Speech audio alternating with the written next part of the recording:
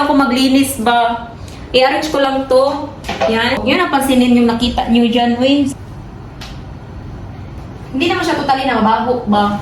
Bakit lahat ng salita ko ba? Ilagay ko lang siya dito sa misa. Samahan niyo ako.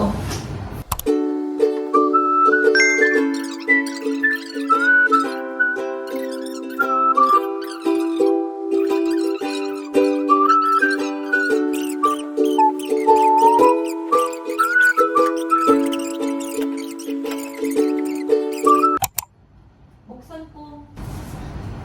Ayan. Mayroon pa rin akong sinampay dito. Pakita ko sa inyo. Yan.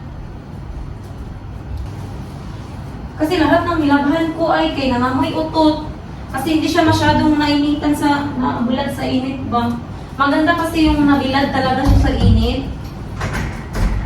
Buksan ko lang. Bago ako mag-vacuum, itanggalin ko lang to sila. Buti mga mabango. Ito, 2 days na to dito sa sampay kasi pag isang araw ko lang siya isampay, mga amoy utot, bakulog, kulang sa tuyo. Lalo na tag-ulan ngayon.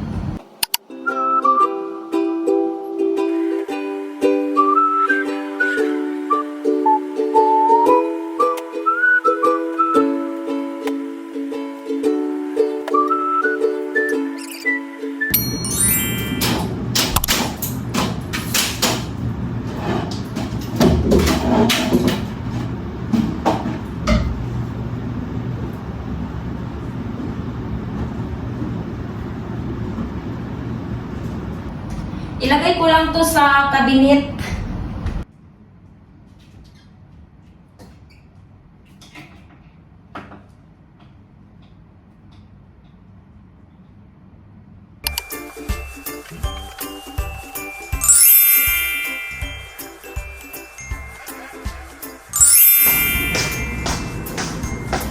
Ito siguro bukas ko lang to siya lalabahan. Kasi uunahin ko lang yun kasi importante yun eh. Sana matuyo yan.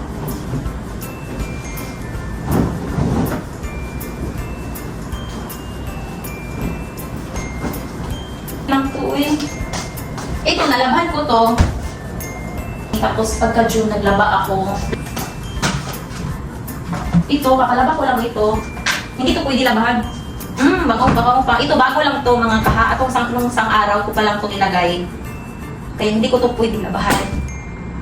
Kasi kakalaba ko lang ito. Ang akin lang, mabakyuman ko itong upuan. Kasi may mga abog-abog konti ba? May mga abog-abog. Kita talaga matnad. Itong mga unan, hindi ko alam kung saan ko ito ilagay. Isipin ko lang na talaga sa gabi mo. Mag-vacuum talaga ako kasi bukas Monday. May lakad ako bukas ng umaga.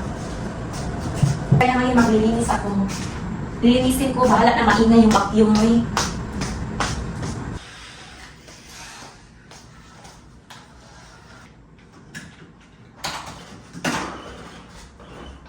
Hindi nalinisan yung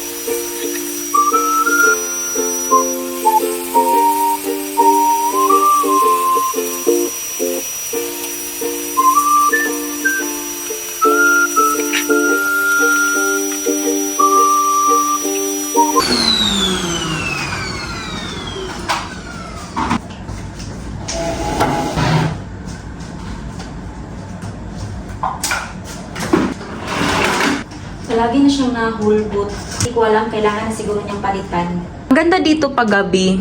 Yan. Makikita mo buong Makati. Yan. Di ba ang ganda? Wow. Ganda.